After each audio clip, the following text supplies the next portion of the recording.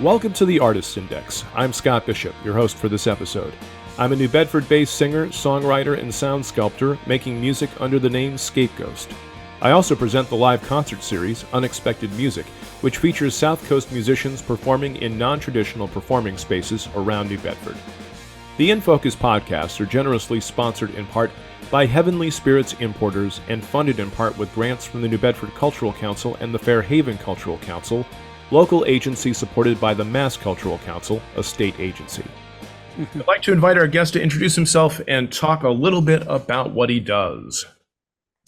Well, my name is Hendrick Hernandez-Resto, and firstly, I'm a musician in the form of electronic music, primarily in hip hop. I write the lyrics, I make the instrumentation, I mix the music, and then after that, it's everything else, right? It's a marketing manager for myself and others, content creator online, a social media personality, an avid Celtics fan, and a sketch artist now, I guess, because I sketch quite a bit now, a model, a photographer, a videographer, a program manager with the Sleepless in New England ciphers, a grant writer, a grant manager.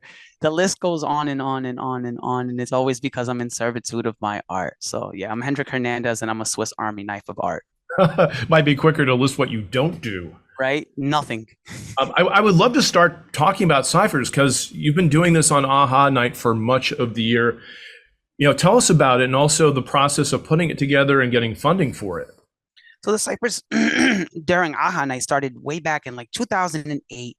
A friend of mine and Ivan Rodriguez, was my best friend still to this day, and I had an idea of what could we do to make it feel more like raw hip hop like back in the day, because to us back in the day was the 90s and the 80s. So I came up with the idea. I was like, yo, let's go rap on the corner like they did in New York, or in the park like they did in New York, and just cipher up. And he was so gung-ho. He was crazy about it. He loved it. So I went outside and we did it during AHA Night, because my idea was, let's get it in front of as many people as we can. And I knew that AHA was something that was happening downtown, because I had just started working at Rite Aid on Purchase, and I forget what it is, Williams. So I was like, oh, what's happening outside? They're like, oh, it's AHA Night. So like the next couple of AHA Nights, I paid attention, and I was like, wow, there's people out here. This thing's happening in New Bedford. I didn't know. Let's get in front of these people. I went with Ivan. I was very timid. I was very quiet about rapping on that street corner where that mailbox is. Ivan was not. And Ivan belted out his rhymes throughout, and it just echoed. And that carried that energy forward. It got cold really quickly that year, so we didn't feel like rapping outside, and we stopped doing it then, right? Like we stopped doing it for the winter. We brought it back to next year. It was something that was happening, and then like a couple of months after that, Ugly Gallery, which was on Union Street, invited us to come inside so that we wouldn't freeze to death outside and we wouldn't have to stop rapping.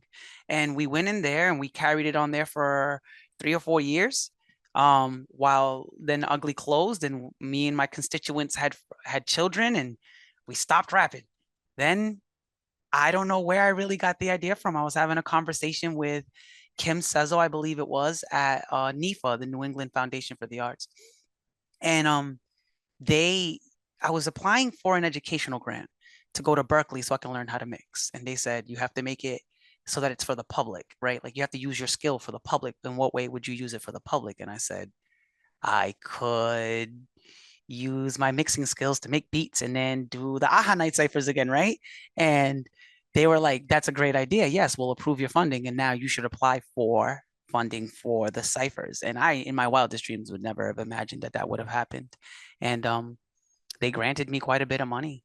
And then it was time to put my big boy pants on and go to work and be something I had never been, which was somebody who was dispersing money, contracts, scheduling people, W-9s, figuring out tax code and tax law and what I could write off and what I couldn't write off, and, speaking to accountants and getting education around that, and then wanting to it blossomed into so much. I could have never imagined that just rapping on the corner would have turned into something much bigger than just rapping on the corner. And that was kind of the goal, but we were kids. We were 19 and 20 at that time, and we had no idea what we were doing. I made a song at the beginning of 2000 where I said, it's been a long time since I had been to the cipher. No, in 2000 and last year, 2022, and made a song. And I had said in the song, it had been a long time since I've been to the ciphers. And then not even a year later, I had funding for it. And it's just really funny how things come right back around. You have to start by speaking it into being, though, right? Like you That's actually have to say it out before you can create it. And that's frightening sometimes. It is. It's very scary because after a while of speaking things into existence, you do two things. You start going, whoa, whoa, whoa, whoa, whoa. What is going to happen in a year, in 2 years, 3 years? What can I speak into existence? And then you also start checking yourself about what you're saying, because you could bring anything into existence, and things that Yes. you may not want. And it's like lucid dreaming, where you're in the dream and you know you're in the dream and you're like, I'm dreaming right now. This is crazy. I have control, but you actually don't, because you know that if you think of a tidal wave, you'll turn to your left and there will be one there, and you'll start to drown, and then you'll wake up from your dream. So it's like that. It's like, watch what you're doing and watch what you're thinking, because you could disrupt this dream. It's a dream come true for all of this to happen. I'm not millions of dollars in. That's other people's dreams. My dream was this. So I'm happy. And yeah, you're right. You have to speak it into existence, but you couldn't have told me 2 years ago, a year ago. You couldn't have told me 10 months ago this was going to happen. And I would have laughed. If you did, I would have laughed in your face, because that's not where I was. It wasn't So on your radar either. nope. And it's not something I wanted, if I was going to be honest. Like, I don't want to be a program manager or a program. I want to rap and I want to produce and I want to be respected for that and that. I don't want to content create. I don't want to have to take pictures like that. I know the pictures are good, but like, so many things that I didn't want to do, because I thought that they defined me in a certain light that I didn't find favorable, until I found out that I deeply wanted to do everything that I'm doing now. Deeply, deeply, deeply, deeply. And because I wanted to put myself in a box and only get the respect that I would get inside of that box, I limited what I could do. I didn't want to shine outside of being a rapper or a producer, in the sense of, here's what rappers and producers do. You don't sing. You don't worry. You don't model, right? You don't just take pictures to take pictures to take pictures. You don't go taking pictures. You don't sketch. You don't create content. You don't look for voids and try to fill them in the internet or on social media and go, hey, nobody's doing this. Let's do this. Right? Like, you make beats, you rap, you make songs that change people's lives. And if you don't do that, then just stop. And I did. I stopped. I said, okay, fine. I'm just going to do everything else on top of that. And it's all come back to pay me very well on the music side, right? Like, it's not millions of plays, but I checked today and I was double this week from what I was 3 weeks ago, right? Like, it's been going up double every single week. And it was mostly because the Celtics were hot, and I mentioned the Celtics. So we'll see how it goes down the next couple of weeks. Well, talk about speaking things into being, though. I was watching some of your videos on Facebook, and there's one where you just go through the whole list of what you do. And then at one point you're like, hey, Boston Celtics, why don't you know who I am, right? And I'm like, that's what you got, but you have to believe that. Like, the only way you're ever going to get in their ear is to speak like you can get in their ear. And I've been in their emails, and I've been to the games, and I've made content, and I have a video on Facebook where I'm just pointing the camera at the television during a Celtics game, and JD Davidson, who's a reserve player for the Celtics, comes off the bench, and I just give him love. I'm like, hey, look who's coming into the game, go kill him, JD. And that got 1 million views. So I'm like, okay, I mean, it's not a trillion, but they must know. And I've emailed them, and they've said, yeah, we'll be in contact. They don't get in contact. It's fine. I know what they're doing. They're playing the waiting game to see how ambitious I am, to see how much I could generate on my own. And I appreciate that they're doing that, if that's what they're doing. But in my mind, and in everybody else's mind around me who sees me working, there's zero chance that the Boston Celtics do not know who Hendrick Hernandez-Resto is. They are very aware of who I am. They're just taking their time, and I'm taking my time as well. And it's all in due time. And yes, I'm yelling it from the mountaintops every time, everywhere I go. If I go to a game, I email them, hey, I'm going to your game. I have music. You should play it during the game. And it's ambitious. It's not what I'm sure they're not getting much of that, or if they are, cool, but I'm probably not doing it through the perfect channels, but they know who I am. They have to, because I work way too hard, and there's not enough of me's out there doing it, what I do for the Celtics. So when I know that there's a void, I know that there's a void. Me and my partners over at #CelticsNation, there's 57,000 fans on that page for Boston Celtics fans. We know that there's a void that we're filling and that I'm filling. So we attack, and we don't know how to, until you tell me no, I'm not going to stop asking. You have to tell me to my face. You have to tell me flat out, no, we're all set, Hendrick. Bye. And until that happens, you're giving me the doors open, and I feel like Jim Carrey and Dumb and Dumber. So you're saying there's a chance. Well, your videos remind me of when Acrobatic used to do these cold opens for Celtics broadcasts. Ooh. Must have been like 20 years ago or more. Yes, exactly. Yes, Those were amazing. Yep. And I feel like there's that void's there. Like there's this they paint this picture of Massachusetts, that the minorities or people of the worldly majority, let me correct myself, people of the worldly majority, or brown people or black people, or even people who are poor, that we don't shine here, or that we don't represent, or that we don't, I don't understand. And I get where that narrative comes from, but I'm like, you don't, what? Don't, and it drives me so hard to not just fill that void, but to kind of dispel that rumor that everybody here is of this certain ilk, and that it's the majority of us. And I'm like, hi, I'm Hendrick. I'm here. Hi, what's up? Who are you talking about? And what were you saying? Because I'd like to dispel that. I'd like to at least throw something to contrast that. Like, so when I hear like Acrobatic's a legend. And when I see who's doing Celtics media, it's people I love. I love Sean Grande. I love Brian Scalabrine. I love Mike Gorman, whose first job in media was at WBSM in New Bedford, when it was in New Bedford on County Street. Wow. So I love Mike Gorman. I love Tommy Heinsohn. Like those are idols of mine. But there's not enough people that represent a vast culture in that media group for the Celtics. So I'm like, okay, I'm going to try to crack it by saying things, by talking, by being active, by being on the page, by making memes, by saying things in my songs. And maybe I can get to them. Maybe that'll stop. Like maybe that'll give people like Jaylen Brown, instead of going to the New York Times and having that article, he could come to somebody within the state, from the state, that's part of the fan base, that cares about the players, that connected in a way and invested in that. And it's weird. That's one of the reasons why I turned to try to like get the Celtics attention, was because I was investing so much time and energy and emotion into the Boston Celtics. And I was like, I can't keep doing this for free. I can't. Right. Like somebody's got to give me something, because I represent the Celtics nonstop. I've been on social media now, like Facebook, since 2010. So since 2010, I've been giving them free promo. So at this point, I'm like, okay, guys, either you know who I am or you know who I am. Let's have a conversation. Let's talk about the value that I bring to you guys as a piece of a community that maybe is not really represented in Celtics media. Yep. How long have you been doing those videos? You mentioned joining Facebook in 2010. We've been Facebook friends for a couple of years, so I love these videos that you do. It's not not just pointing the camera at the screen and commenting on it. It's also the stuff where you're setting your music to highlights of Tatum or Brown. So my in that hashtag Celtics Nation, the founders are King C's and CJ Edits, who does edits on video. So before I got into the group, I was dying. I saw CJ doing edits of Celtics games with popular songs, and I'm always pounding the table like, man, we have artists in Massachusetts. Like, why aren't we using Massachusetts artists' music in Celtics highlights? These artists that we're using, I love Kanye West's music, but we don't need power on a Jaylen Brown highlight. We need the whackness because I mentioned him, right? So I was trying to get CJ's attention before, like we were buddy, like before we were CJ and Resto, like we have a podcast together. Before we were that, I was trying to get his attention so hard, and he acknowledged me, but he wouldn't use my songs. So I was like, fine then.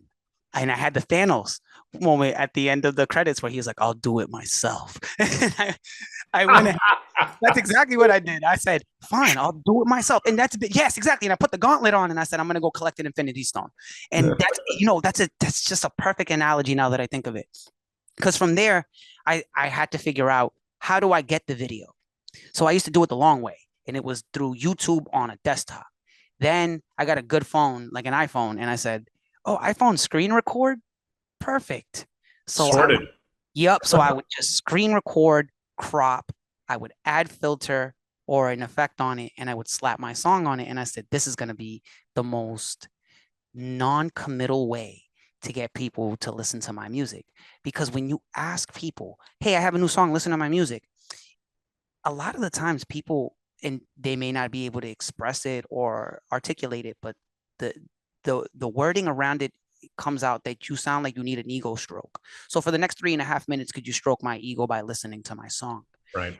Right. So you haven't given them any value or any substance to why they should just listen to it because I created it.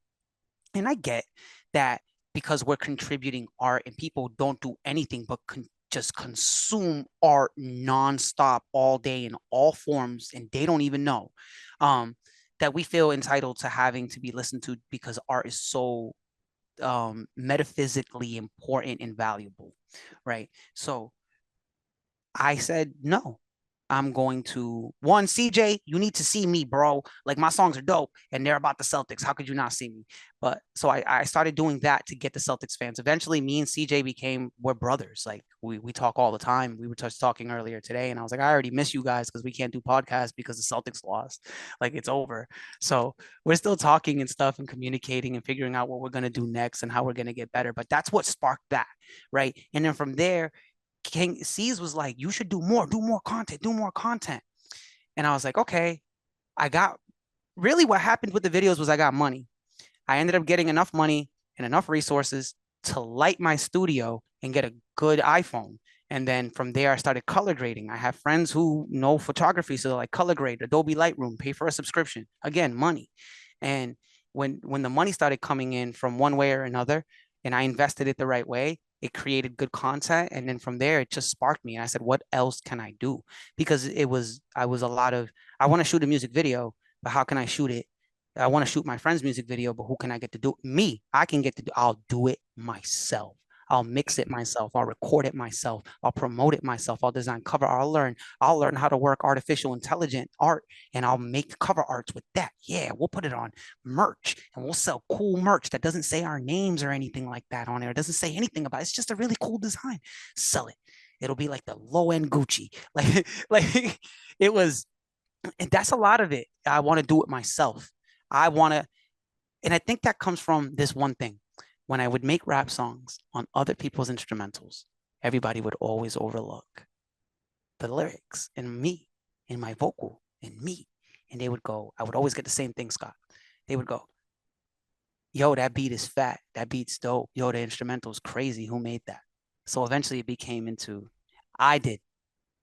If you're going to overlook my lyrics, fine, cool. I made that beat. What's up?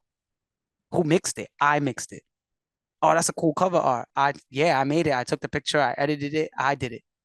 Because it's like, I don't know what it was. And like hip hop culture, people were just trying to overlook you no matter what. Like they were just trying to look for an excuse to discredit it. So that drove me, CJ not looking at me at the time. Right. That drove me. The amount of fans on that page was 50,000. So I said, oh my God, I could get to 50,000 people at once in a pool that are all interested in one thing, the Celtics. There's a void. There's no rapper saying Jason Tatum's name. There's nobody saying Marcus Smart's name. There's nobody saying Jaylen Brown or Red Auerbach or Paul Pierce, Kevin Garnett, Kendrick Perk. Nobody's saying their names. I'll say them. I'll do it myself. And that eventually I was like, yo, nobody's defending Jaylen Brown. Oh, guess what I get to do? I get to do it myself. And then everything to now, that's the same thing with sketching. I was like, oh, I'm going to sketch because I want to slow down. But like, I want to see beautiful art consistently all the time. And I don't want to have to open my phone to see it. I want it just to be there. I want to marvel at it and be like, wow. And I want it to be the exact art that I want to, right? So it became I'll do it myself. And it's driven so many other things. But it makes it, that's why I wear so many hats. And when I did the intro to this show, I gave you most of the things that I did, but fine, I'll do it myself, bro. I'll do it. And I've always said that guy can do that, or that woman can do that. They're mortal. They're a mere mortal. And through hip hop, through my belief in myself, through the things that Wu-Tang taught me, that like, you're a god. You're not the god, but you're a god. So I was like, that person's a mere mortal and I'm a god. I should be able to do that. And, but again, CJ missed me at the beginning and it drives me. People not seeing me, it drives me. And I used to be so ashamed of it. And now I'm like, no, I accept that that's part of who I am. It must be for a higher cause that I don't know. I mean, you're incredibly powerful, Hendrick. Thank That's the thing that I get out of it, and why I love seeing when you talk about it on Facebook, because a lot of us are afraid of our own power. And I think you. if you get pushback, a lot of times is people don't feel powerful and they don't know how to tap into their own power. But I feel like you're showing a way you can do it. Like, oh yeah, I'm going to wear that hat. I need to wear that hat. It's the only way it's getting done. Yes. I have a friend. I got into not an argument, a discussion, a very lively debate with Bristol County Castro the other day. And I'm like, Cash, we were talking about what's more important or what's the root of all evil. He said money. And I said, no, money's not more important than power. And so I'm like marveling that you just said that the powerful statement about me. And I told him money's not more important than power. And he goes, how do you figure? And I go, because you can give somebody a lot of money with no power, and either somebody's going to take it, or they're going to drug themselves to death, or they're going to make bad decisions. If they don't have power, if they don't have discipline, if they don't have strength, they will lose it all. Money means nothing. Power is what, and it sounds horrible to say. That's what I'm after. I'm after the power to dictate what I do, when I do it, how I do it. And maybe I don't get to dictate that all the time. Maybe it's not 100% of the time. But if I can get 80% of the time, if I can call the shots and I can say no, it's when I want to, or say yes, absolutely. Hey, can you include me in that, please? Hey, I don't even want any money. Just let me do it. Then that's power that I want. I just flexed that power recently at my actual 9 to 5. I said, I'm not going past a certain mileage to see patients. I'm not going to Harwich, Massachusetts. I'm not doing 70 miles one way, 70 miles another way. No, it's the first time in my life I've ever stood up for myself in such a way. And I felt powerful, and they accommodated me. They accommodated me. And I just said, I'll never go back. I'll never go back. What was I doing before this moment? And I might have displayed that I felt a certain, and I feel a certain confidence about myself, but that power is brand new to me. I've never had the ability to look at anything and say, move. And I usually go, excuse me for existing. And I need you to accommodate my poor life and my poor life choices. Can I move around you? Can I sneak around you? And I like being courteous and I like being polite, but nice doesn't work. And it never worked. And it's not even nice. It's what Jordan Peterson said. You have to be a monster in a certain sense and then control that monster to the utmost possible way. You have to be dangerous, because if not, and you're not formidable, you will be taken. And it's not who the meek will inherit the meek and the humble will inherit the earth. It's a bad translation, in my opinion. It should be exactly what Dr. Jordan Peterson said, which was those who have swords and know how to use them, but choose to sheath them, will inherit the earth. And that's exactly what I'm doing right now. I'm showing people I have a sword. I know how to use it, and I can use it to cut down trees, and I can use it to defend mine. I can use it to point us in the right direction. I can use it to cut tall grass. I can use it to spark it off against a rock, a flint, and start a fire. And then whatever else needs to happen with that sword, I have it. It's here on my side. I know how to use it. And I'd rather be the warrior in the garden than the gardener in the war. And you're right.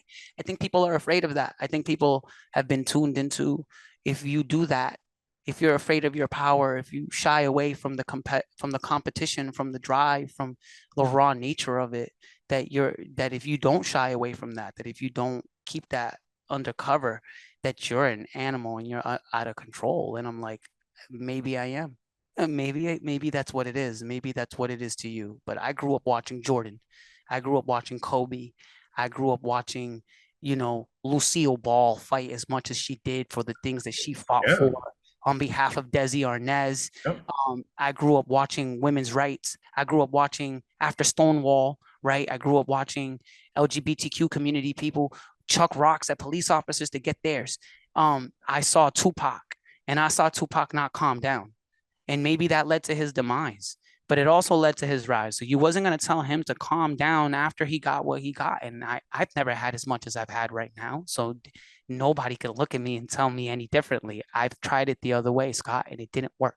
And then I pushed the volume all the way up, and I was heard, and now I'm seen. The power's there. And I choose to wield that power every time. And I love my community. I don't want to push this image of that it's me above everything else, but I gotta eat, and so do the kids. And then when David said my cup overrunneth, he meant that what's inside the cup is for me, and what overrunneth is for the rest of y'all.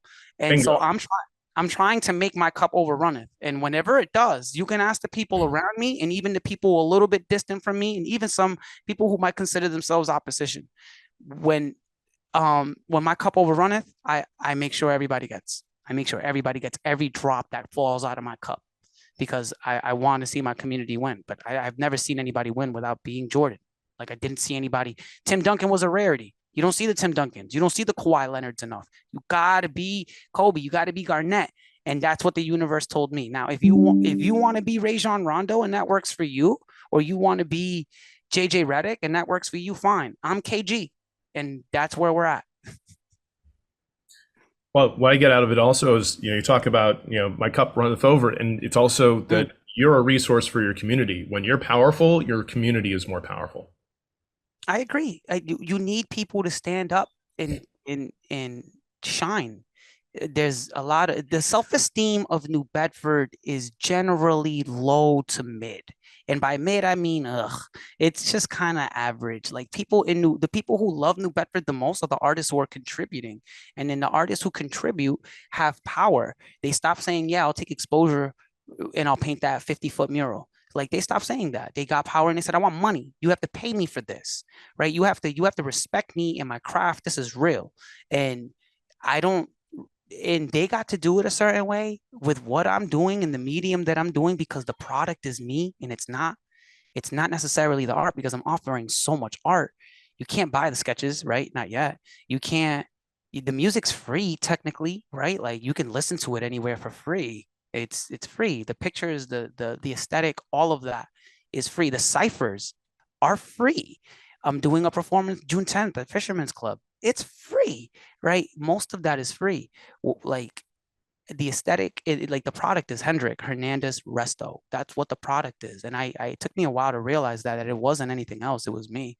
So I needed to wield that, and I needed to fight, and I always think, what if there's some kid out there who's having a really hard time right now, who's maybe seeing me and gaining something from it, out of New Bedford or out of Fall River or out of Taunton, who's like, wait, we can be fabulous like that? Like, we can peacock like that? Like, we're allowed to do that and say 508 and say Massachusetts and New Bedford? Like, we can say that? We can say Sir the Bus and stuff? Like, how? When did we start doing that? When did that happen? Because that's how it happened for me. Everybody else was really cool, and I was like, we can do that. I can do that. I'm allowed to do that. And then eventually it was just like, okay, I want to be all of those things right there. I like those things. And the confidence drove the art, and the art drives the respect, and the respect drives the power, and the power brings me some income. But it's fulfillment. I'm so fulfilled. I've never been so happy in my stinking life. I've never been so eyes wide open. I've never been so sure of myself. Never. I feel like I was telling somebody the other day, I feel like I missed out on a big chunk of my life because I didn't do this earlier. But maybe it's just a cognitive switch that happens to people who are born male at 34. They say that at 34, 35, you reach your peak, bro. It just starts to become very beautiful. And I'm exactly that right now. I'm 34. So maybe that's what's happening. But I don't regret anything, but there's a sense of, I wish I would have just trusted myself earlier, because I absolutely had it figured out and I didn't even trust myself enough to do it. So I'm having fun now, but there's a little bit of adjusting that I'm doing right now, going, damn it, Andrew. I get that. I feel that in my 50s. I'm 20 years older than you. But the way I look at it is, everything that happened before that led me to where I am now. I have the family I have the wife I have, Margot. I have my kids. Everything that happened led me to the point of being in New Bedford, being able to book 3 music series, doing a project with a national park. Those are things I wasn't ready for at 34 or 24 or even 44. All that stuff, that's how I look at it. All that stuff had to happen to get me to a place where I saw the opportunity and also saw my own power. First of all, I'm happy that you did it like 15, 20 years sooner, but I'm not unhappy that I'm doing it now. I don't go back and I wish I had done that sooner. It's like, no, I wasn't ready for it sooner. And maybe that's how I gotta be honest with myself. Maybe I wasn't ready for it then, and that's what it is now. I'm ready for it now. It's just, I could even it's even looking in the mirror, I'm looking at a different person. This isn't even who I was looking at a week ago or 2 weeks ago, 3 days ago, 4 days ago. How are you evolving so fast? And maybe that's just what it is. but I do feel maybe it's a slingshot effect. Maybe I was pulling back so much, right? And just holding myself back so much that eventually that rubber band, I lifted my feet up. That rubber band was tied, it was strapped around my back, and just that recoil was sent me flying forward. And maybe I'm moving forward faster than I could imagine or than I can handle sometimes, or have to catch my breath. The other day I got emotional about it. Like I actually started crying. I was like, man, look at how far you've come in 10 months of applying yourself and not saying no to yourself. Look at you, champ. And it's like the split personality happens, and you have the outside body experience, and you're just consoling yourself. And I'm sitting there crying in the car, and there's the other half of me that's like, nah, you good. Look at you. Be proud. I'm happy for you. It feels like, I lost my father when I was young, so I always feel like it's my dad coming back to be like, look at you. Look at you. Good job, kid. Good job. Do it again. Do it again. I'm proud of you. This is great. Don't stop here. There's no, there's no going back. Go, go, go, go, go, go. Exactly what you wanted is going to happen. So and maybe you're right. Maybe I wasn't ready for it. Maybe that's what's happening right now. And it's just that I have to deal with the idea that maybe I was wrong then and I'm right now, or I was both wrong and right, or there is no wrong and right. It's the complication that goes on in my head. And maybe it happens with people who aren't so creative, but it's something that I'm grateful for. I'm grateful for the wish wash that goes on in my mind, because it leads to really cool stuff after. But that was one that I've been struggling with for the past couple of days, where I was like, you knew and you didn't shoot your shot. You knew and you didn't create. Look how good you feel. You knew and you knew. And it's maybe it's not, it's just forgiving myself. That's all it is. It's like over the next couple of weeks, it's a learning of how to forgive myself and how to forgive people around me who might have doubted me and pushed those ideas into my head even further. Who might have told me, nah, that don't look cool. Nah, that's not gonna be, nah, we don't do that. Nah, son, don't do that. Nah, don't paint your nails black. Who does that? Like, I want to, so I will. You can't stop me. I I'm yet to find myself being disappointed in myself in the last couple of months since I said, do what you need to do. Mm. And I don't, and I'm not violating anything, any of my moral fiber or anything that any of the good things that have been instilled in me, right? I'm not violating any of that, but I'm also not stopping myself from doing what I need to do to be happy. And And to create a life for yourself and for yes, your family and your community. yes, and to create an avenue for myself and my family and my community. I mean, to find myself in a position to be able to be acknowledged for music, but then also, like, man, it sounds so dirty, but to make money and to be able to buy my kids winter coats with music money that Mm-hmm. I wouldn't have gotten had I not been a musician. Now, maybe I could have been a better doctor, or maybe I could have been a really good lawyer, or maybe I could have been a great politician. Who knows? It's not in my stomach. It's not what I feel. It's not what I care about.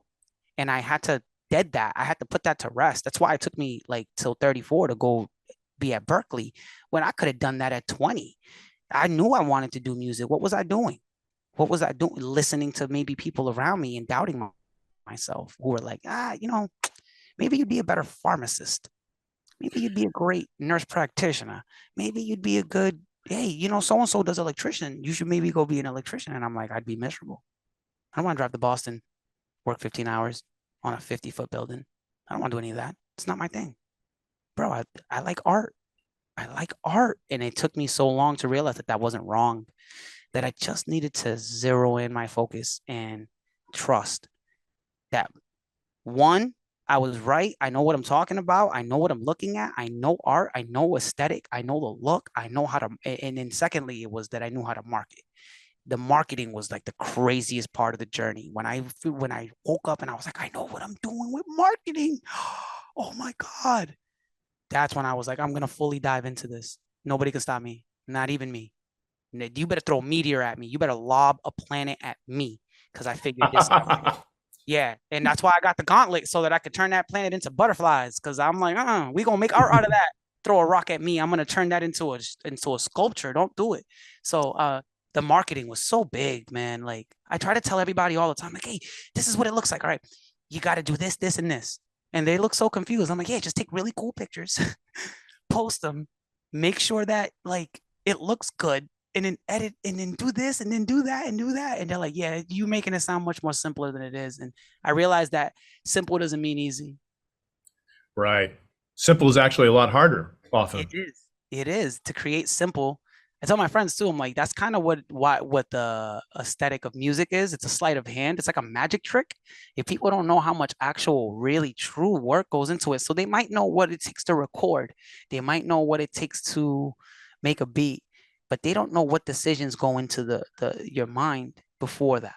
They don't know what experiences you had to have to write those lyrics, or what song you might have heard, or the hue of the sun on a certain day on a Saturday in August while you're driving down 140 towards New Bedford after a long day, and it just hits you a certain way, and that one experience right there had you write a certain lyric.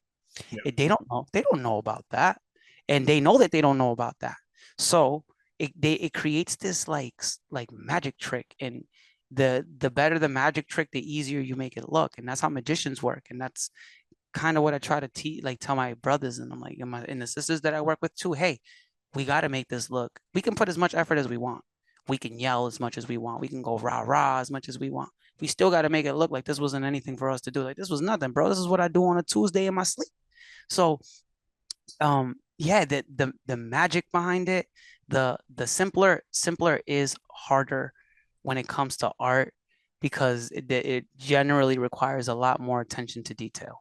And if you don't got the time or the energy, then you're not, or the passion for it, then Or you're self-indulgent. yep, or you're self-indulgent and it's just do half the work. And then, hey, look, I got this done. This is good enough. Bye. Or you just, ADHD kicks in sometimes too. But you still, if you're an artist, even with ADHD, you tend to finish some things in a really good way, or even you finish things halfway in such a way that still looks full. But I don't know. The sleight of hand is one of the best things that I could ever have learned. When I saw a magician do it, and then I forgot who it was that mentioned that music is a sleight of hand, and I was like, oh snap, yeah, you're right. That's the vibe. Make it look chill, make it look easy. Jump off the roof, but make it look like you do that forever. Like you could just do that. Like you're invincible. So just, yeah, this is easy, bro. And it's like having a superpower. And anytime I see a painter paint, or anytime I see an actor act, that's how I look at it. I'm like, this mofo. Look at this guy right here. This person's an X-Men.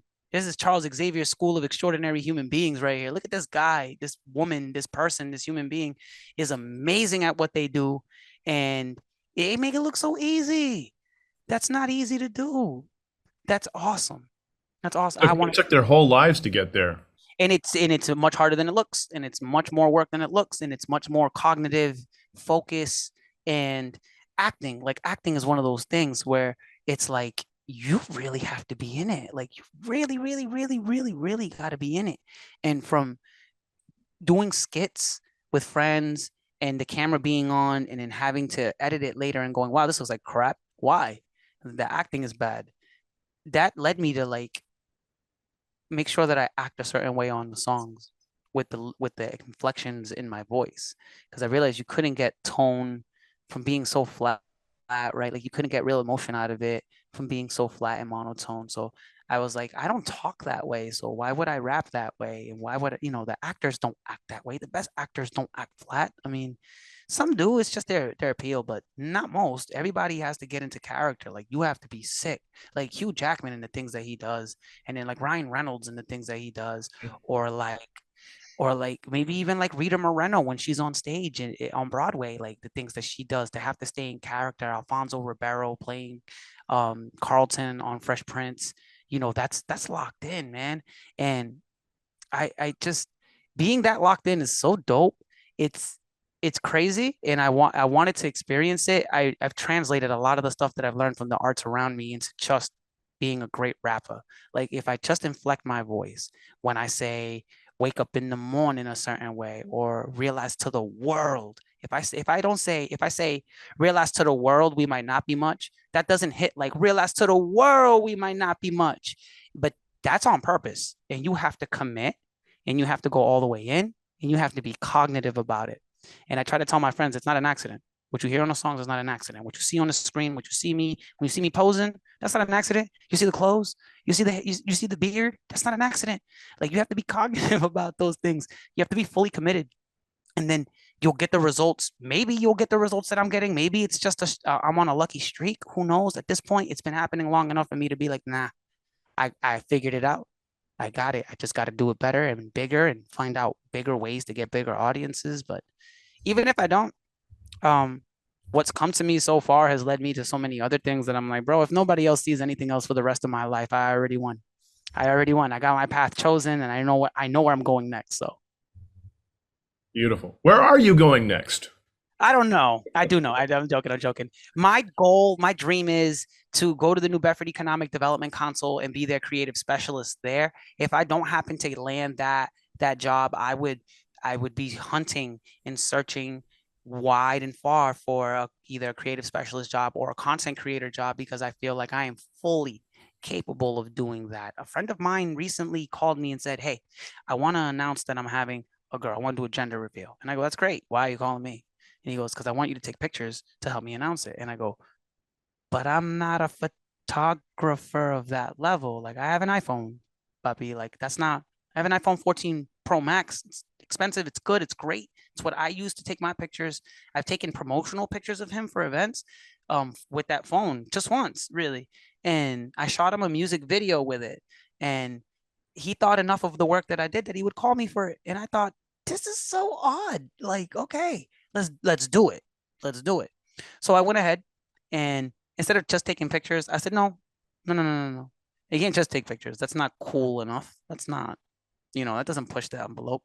Let's let's make it like it's a movie premiere, right? Like, so I took footage of them, and then I took pictures of them with the congratulations, it's a girl's card, and they were kissing. And then I added an instrumentation that I made over it. And then I took what like the movie theaters do, or like the movies do, and they go, Marvel Studios presents on December 21st, like Iron Man, and then on the bottom it'll be like a Marvel Studios production in association with this, and this, Robert Downey Jr., Don Cheadle, Iron Man 2 at the bottom, like music and lyrics by. So I did all of that, but I did it with a theme of Libsy and Rin. That's who are having the baby present. Lilith, Othalia, Liberty, premiering December 4th. Libsy, Rin, Lilith starting. It's a girl. Like it was really cool. It was really creative, and I thought this is exactly what I want to be doing for the rest of my life. I could do this. I can make beats. I can make songs. I can shoot video. I can take pictures. I can manage social media. I can come up with ideas. I can I could be anything, but this is what I want to do. If it's not creating, keep it away from me. I don't want to do it anymore. I've been a star in healthcare in New Bedford for years. I've been an MVP. I've literally won I've not won, I earned the Community Health Worker of the Year for 2018 for the state of Mass and Rhode Island. So I've been the top of my game, the top of my field for a long time, and I've been great at it. And I love it, but I don't love it anywhere near as much as what I did that day, that one time. And that's not even counting all the other times that I've done something that I like that to create. And I just don't want to do anything but that. Like, that's all I want. Like, my mind is solely focused on creating right now. And I'm trusting myself enough to know that that's exactly what should be happening. So I know that I'm going to find a job in that sector. Then from there, like, bust my butt, right? Make a name for myself. If I'm on a grant and it gets renewed, great. I'll stick it out another 3 years, 4 years, 5 years. And then I want to go to Boston. And my wife's always like, no, no, no. And I'm like, I want to go to Boston. And people are like, no, no, no, no, no. It's expensive. It's horrible. It's racist. And I'm like, okay, bro, listen, let's relax. It's the world. I'm sure that you don't have to travel to Boston to find racism. I'm sure you could go down the street. Some people could probably travel down the hall and find it. I don't know. Like, that's not my concern at this moment. I've since a young teenager, I've yearned to live in Boston, and people are like, no. But you know what? A lot of people have told me no to a lot of the things that I've done over the last 10 months, and they were really wrong. And if they're right, I'd rather find out the hard way, I guess, with this. But I'm not saying no to this. I'm going to find work in Boston. If it's the Boston Celtics, great. If it's at the House of Blues doing something for them, great. If it's at Fenway, and I mean in the creative sense, right? Like working for these people in creative arts sense.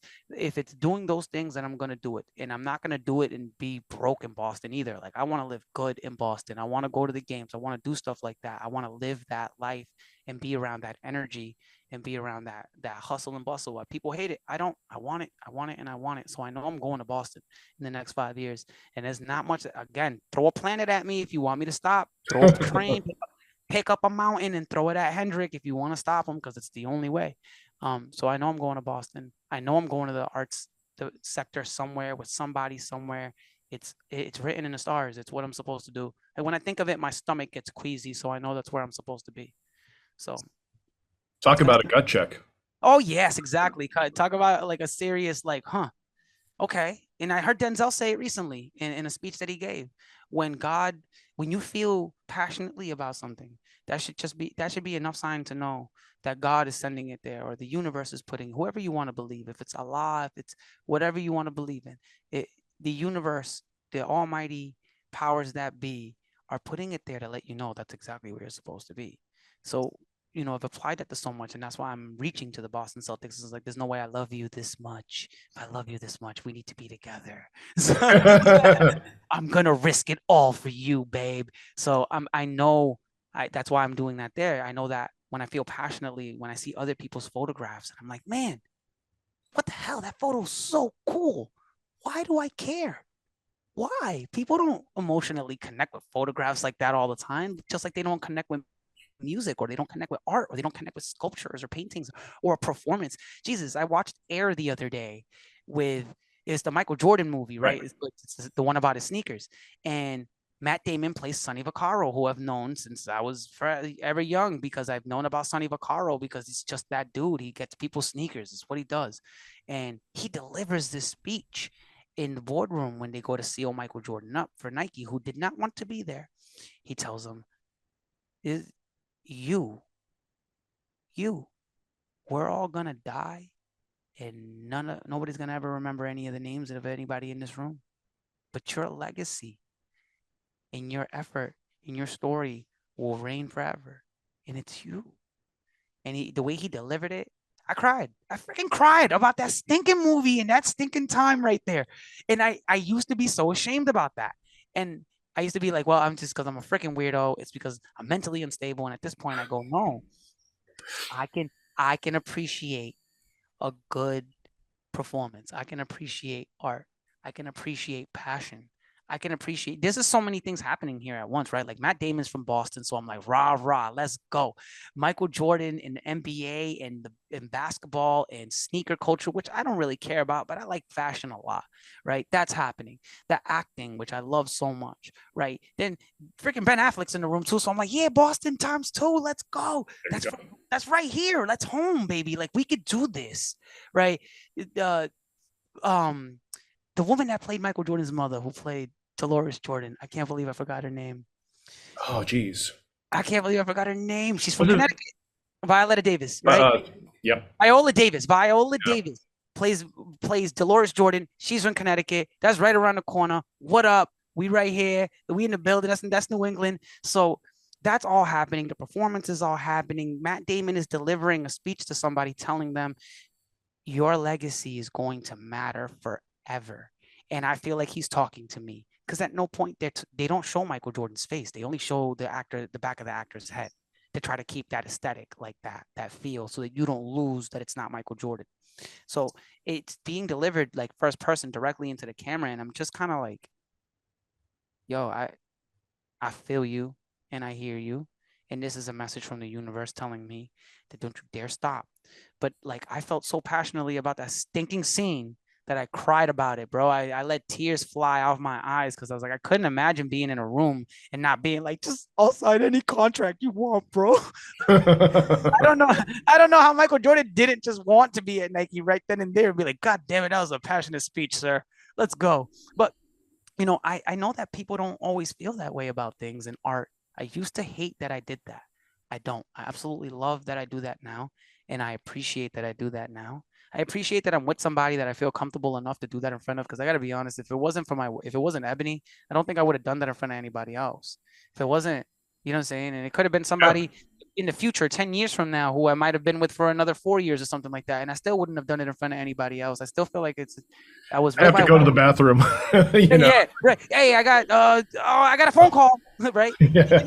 Here's an example. I did End of Watch with my buddies. I watched End of Watch on DVD when it came out with my friends. We were having a grand old time watching a movie. We didn't know that the ending was going to be what the ending was. And if you don't know the ending of End of Watch with Jake Gyllenhaal, and I forgot the other actor's name, it is miserably sad. It is horribly sad. And all Jake Gyllenhaal says at the funeral, that's all I'm going to tell people, is he says, he was my best friend. And that was it. And then the movie ends. And I looked at my friends and we all stared at each other for a good 5 seconds. And we went in opposite directions. Opposite directions. Nobody said a damn word because we was like, I'm not crying. I'm not crying. You crying? No, I'm not crying, bro. And I was the one that was like, damn, I wish one of you would have cried because I'd be fucking comfortable right now. Just cry. Like, I'm sorry. I'm sorry. I'm gonna cry, guys. I'm sorry. Like, this was so intense. It was such a good movie scene, but it was also like two men caring about each other so deeply and passionately and just loving each other, and that male camaraderie, man. Oh, it's so hard to find and let brothers be brothers, man, without fear of perception of weakness of some sort, right? Like, I don't know. I think of the line from Almost Famous. Mm. I pulled it up just because I don't want to misquote it. It's Lester Bangs saying, "The only true currency in this bankrupt world is what you share with someone else when you're uncool." Oh, and boy, do I try to be cool so often that I like to be uncool in front of my wife is always the best. Like, it's just it's a huge relief for me to not have to put on a show for her, but to know that she appreciates the fact that it's not a show, right? Like, we're multidimensional human beings. We're multifaceted. I like to consider myself a complex soul, and I'm multiple ways. I'm 100 different people at once. But the center core of that is that I love and that I care passionately about the things that I care passionately about, and that's art, and that's people. I care about people a lot, and being able to be that type of person in front of somebody and not have to filter it so that the perception is that I'm like this monster or like I'm strong or that I'm ever powerful, right? My wife knows my power. She knows what I wield. She knows my art. She's always been there. She's been there since we've been together 17 years. She's been the only person I've ever dated, really. So to have that person there and allow, to kind of keep you in check too, you know what I mean? Like, don't become the monster too much. Like, just enough. Just 12%, please. 12% monster. And the rest human being. Don't go past that. It's nice. Well, that's a key point too. Like tapping into your power, but having someone to check you and say, "Okay, you're approaching the line. Oh, you crossed the line there." Like that's important as well. You have to have somebody there. You have to have a good support system, because if not, you'll fly off the rails. And I'm somebody who in the past is like, oh man, with all the controversy around Kanye, it's just, he's somebody that I looked at and I idolized for so long. He said so many things that were wrong recently and horrible. And I'm like, man, I can't even speak about you anymore. I can't even tell people in interviews that you are a major influence, because they're going to look at me like you're an idiot, or damn, you're anti-Semitic. So I'm like, no, so I'm not condoning any of that. But there's so many damn things that Kanye West did along the way that I was like, oh man, yes, thank you. Thank you for doing that. I needed somebody to release that valve, because boy, did it suck being over here. Thank you for doing that. Thank you for wearing pink. Thank you for saying I care about my fashion. Thank you for saying I want to outdress other people. I'm going to outdress all the other rappers because they don't care. Thank you for saying I care about my music deeply, passionately, so much so that I'm going to bring John Bryan, who did Fiona Apple's album, onto my album, because ain't nobody doing that, right? Like, I'm going to hire the guy who did the mixing for Selena and played guitar for Selena, Mike Dean, to be my, like, so damn, Kanye was so influential to me in so many ways, and still is, because I've seen him fly off the rails and I go, holy crap, there's influence right there. Don't do that. A lot of people will look at you and be like, how could you idolize somebody like that? And I'm like, because I can see the wrong too and know not to do that. Like, come on, guys. Like, I can see him doing wrong and I can respect that he's showing me this is what not to do. Okay, don't do any of this. And maybe that it's not, he doesn't recognize it, but I see it that way. I don't feel the same way about him as I used to, But even when he was flying off the hinges a couple years ago, I was so head over heels over Kanye West, man. There was so many times. He had this one quote that really got me, and he was like, people get mad at me for saying I'm a God, right? They're like, oh, who do you think you are? That's blasphemous. How could you say that? Who do you think you are? And I tell them, I just told you who I was. I'm a God. But what if I told you I was a thug? What if I told you I was a gangster or a killer or a pimp or an N-word? You wouldn't blink your eye, would you? You wouldn't bat your eyelash, because things like that and patinas like that fit people like me better than me saying I'm a God. And I remember hearing that and being like, I want it. And what type of Kool-Aid is that man drinking? I want it right now. Get me a gallon of that stuff, man. Who taught him to think like that? Who did he learn to think like that by himself? What book did you read? Where have you been? Who have you been speaking to? That is amazing. I never thought like that. So watching him do that and that was considered off the rails. And then watching him do what he's doing now is like, Nike, damn it. Okay. I have a boundary, and you've kind of crossed it. Not kind of, you've crossed it. So I kind of can't speak about you in such a high regard, but I will speak about you in this time and in the time frame that you had from here to here. Before all of this that's happened recently, man, he was on Drink Champs, but with Nori and DJ EFN, right, like a year ago, and he was already kind of really off the rails, man. He was talking about Pete Davidson a lot, and he said something again that got me. He said, I'm on a 4-hour car ride in Europe. And in the car ride, I'm thinking, damn, I got to take this ride. And I stopped myself and said, no, I don't got to. I mean, I don't have to. I get to. And it changed my whole mind from there again. Again, he got me. He got me in the midst of all that crap.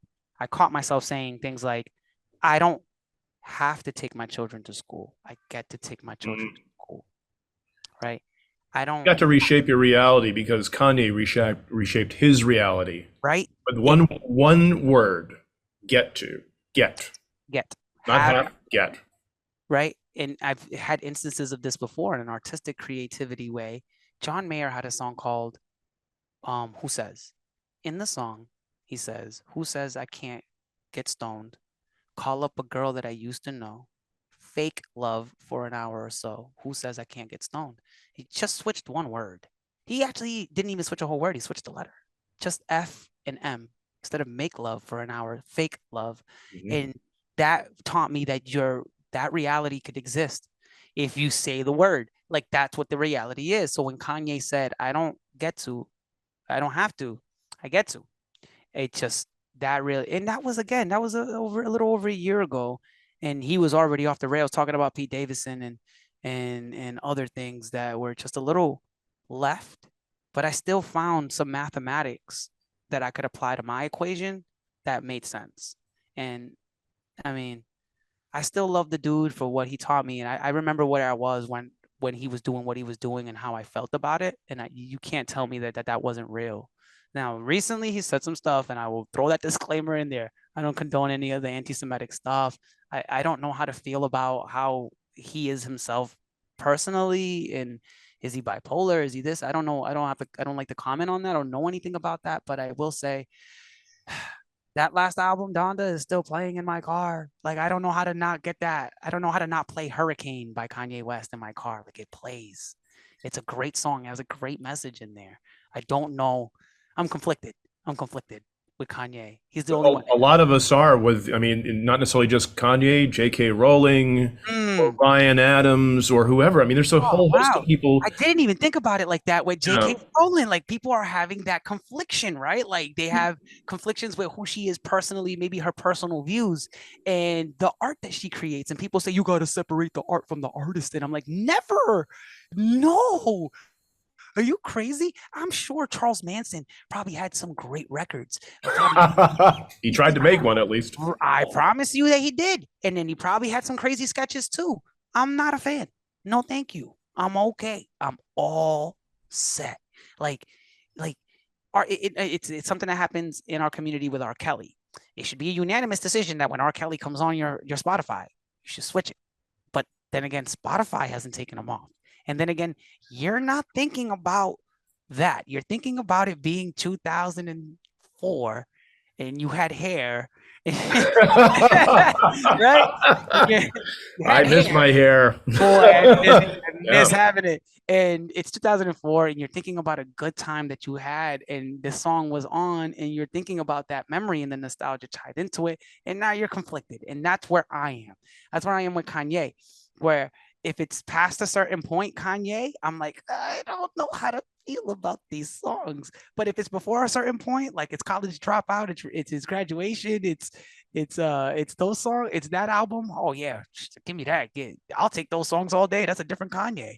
But this Kanye feels, I don't know, watching him go off the rails, it's definitely got me to check myself because I'm of the same ilk, right? Like I can do the same thing. I can see myself being like, I'm full of it.